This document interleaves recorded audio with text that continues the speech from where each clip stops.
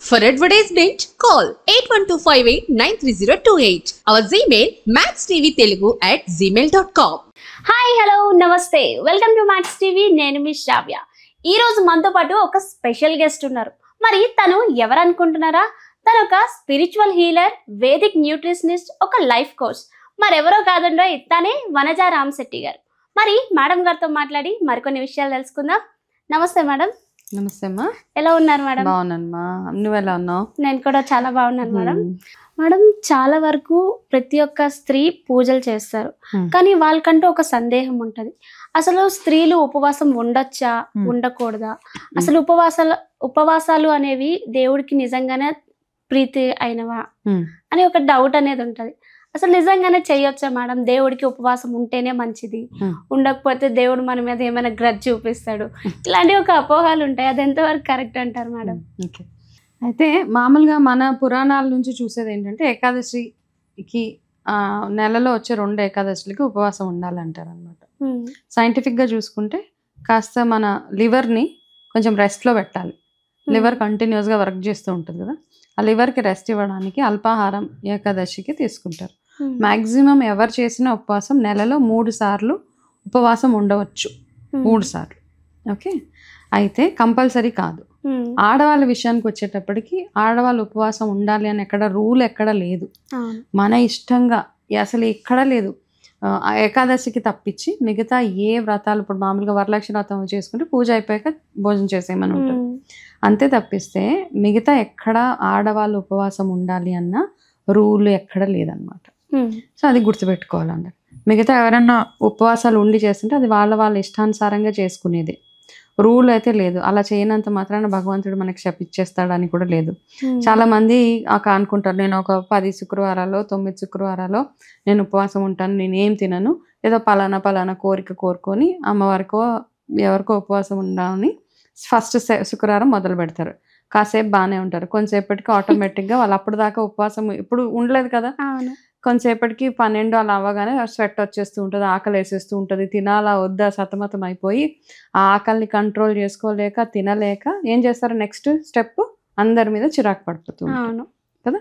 So అట్లా వచ్చినప్పుడు అయ్యో నేను మొక్కుకున్నాను తినేస్తే భగవంతుడు నాకైనా శపిస్తాడా అని ఏం లేదు. ఉండలేనప్పుడు ఏ భగవంతుడు కూడా చెప్పలేదు. ఉపవాసం ఉండలేనప్పుడు ఇమీడియట్గా మీరు ఎంత మొక్కుకున్నా వెళ్ళి చక్కగా ఏదో ఒక పండో ఫలమో, సరే అన్నం తినకపోయినా పండో ఫలమో అల్పాహారం ఏదో ఒకటి తీసుకొని కంటిన్యూ చేయండి మీ పూజలు. అలా ఉన్నప్పుడు భగవంతుడి మీదకి ధ్యానం వెళ్ళదు యాక్చువల్గా. అయితే అందుకని ఏమంటారంటే మనం ఉదయం లేవగానే ఫస్ట్ మనం చేసే దినచర్యలో భాగంగా అన్నీ కంప్లీట్ చేసేసుకుని స్నానాలు అన్నీ కంప్లీట్ చేసుకొని ఎంటీ స్టమక్తో భగవంతుడికి పూజ చేయాలంటారు. ఎందుకు పూజ చేయాలని, మనం పూజ చేసేటప్పుడు మెడిటేషన్ చేసినా పూజ చేసినా మన బాడీలో అంటే ప్రశాంతత. ఇప్పుడు అన్నం తిని పూజ చేస్తే ఏమవుతుంది, నీ డైజెస్టివ్ సిస్టమ్ వర్క్ అవ్వడం స్టార్ట్ అవుతుంది, అవునా? సో ఆ పార్ట్ ఒకటి స్టార్ట్ అవుతూ ఉంటుంది. సో నువ్వు చేసే ఫోకస్ అంతా పూజ మీద కంటే కూడా ఈ తిన్న ఆహారం మీద ఉంటుంది. కాబట్టి మనం నార్మల్గా అందుకని ఏంటంటే పూజ చేశాక భోజనం చేయమని చెప్తారనమాట.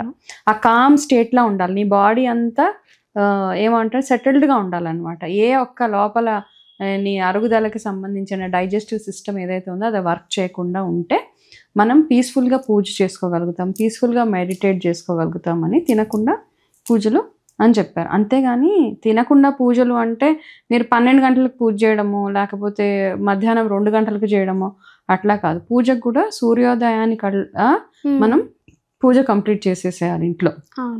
కాబట్టి ఇవన్నీ చిన్న రూల్స్ అనమాట. ఇప్పుడు నువ్వు అన్నట్టుగా ఆడాలి ఉపవాసం ఉండొచ్చా ఉండకూడదు అంటే ఎక్కడ రూల్ లేదు. ఎందుకంటే ఉదయం లేచినప్పటి నుంచి వాళ్ళే చేయాల్సింది పనులన్నీ, అవునా కదా? మొత్తం అన్ని పనులు వాళ్ళే చేయాలి, ఇంట్లో దగ్గర నుంచి అవన్నీ చేసి వాళ్ళకి ఆ ఎనర్జీ కావాలి, ఆ ఓపిక ఉంటేనే వాళ్ళు ఇంటిని చూసుకోగలుగుతారు. కాబట్టి ఆడవాళ్ళు అంటే ఇది పురాణాల్లో ఎక్కడ మీరు ఉపవాసం ఉండాలి లేకపోతే శపించేస్తారు పాపాలు ఏమీ లేవు ఎక్కడ. ఏ ఒక్క వరలక్ష్మి వ్రతం చేసినప్పుడు, కేదారేశ్వర నోములు చేసినప్పుడు కాస్త ఆ పూట అండ్ ఇంకొకటి మనకి అట్ల తద్ది ఉన్నప్పుడు ఈ 3 రోజులు మినహాయించి మిగతా ఎక్కడ ఉపవాసం ఉండాలి ఆ 3 రోజులు కూడా ఉండలేనప్పుడు మీరు అల్పాహారం తీసుకొని పూజ చేసుకోవచ్చు. ఆరోగ్యం సహకరించినప్పుడు ఏం చేయకూడదు. ఒకవేళ సహకరించిన అతిగా ఉపవాసాలు చేయనక్కర్లేదు. మేడం ఇప్పుడు కొంతమంది కోరికలు అయితే కోరుకుంటారు కదా మేడం దేవుణ్ణి. ఇలా కోరుకుని ఫర్ సపోజ్ ఏదైనా నోము నోచారు అనుకోండి, ఇప్పుడు ఈ కోరిక తీరిన తర్వాత నేను ఇక్కడికి వస్తాను అని మొక్కుకుంటారు.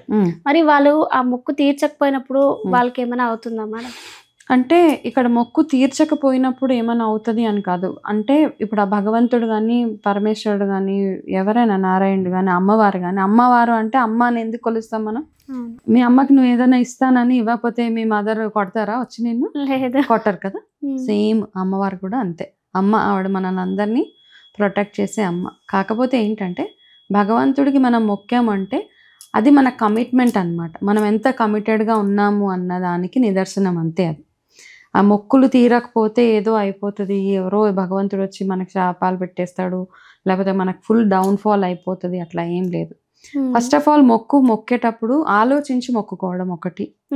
అతిగా అంటే ఆ కష్టానికి మనకి ఎంతో కష్టం ఉంటే అప్పుడు మొక్కేస్తూ ఉంటాం పెద్ద పెద్ద మొక్కులు. కొండ 10 సార్లు ఎక్కి దిగుతానంటాము, లేకపోతే పొర్లు దండాలు అంటాము, చాలా చెప్పేస్తూ ఉంటాం. ఎందుకంటే ఆ ఇంటెన్సిటీ ఆఫ్ కష్టం అంత ఉందన్నమాట. మనకు వచ్చిన కష్టం అంత పెద్దగా అనిపిస్తూ ఉంటుంది.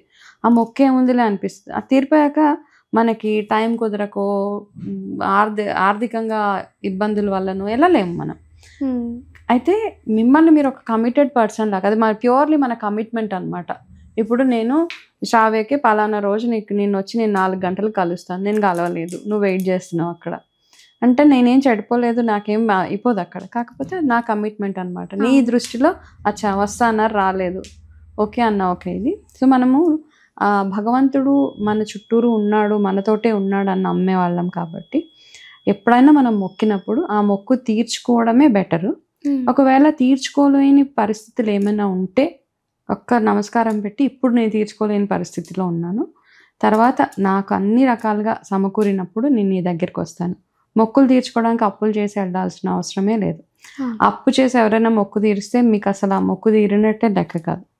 కాబట్టి 10 ఏళ్లకో 20 ఏళ్లకో ఎప్పుడు వీలు పడితే అప్పుడు మీరు వెళ్ళండి. జస్ట్ మీ కమిట్మెంట్ ఆనర్ చేయడం అక్కడ. అంత మాత్రాన మీకేదో అయిపోతుంది, మీకు వచ్చిన అదృష్టం అమ్మవారు వెనక్కి లాగేసుకుంటారు, అట్లా ఏం లేదు.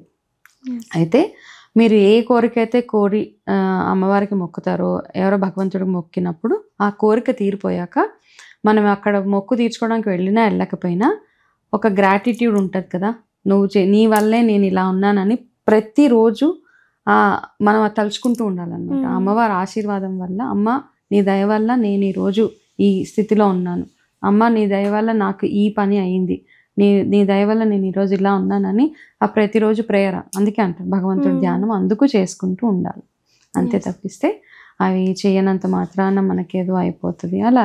చాలా బాగా చెప్పారు madam. Thank you so much. Welcome.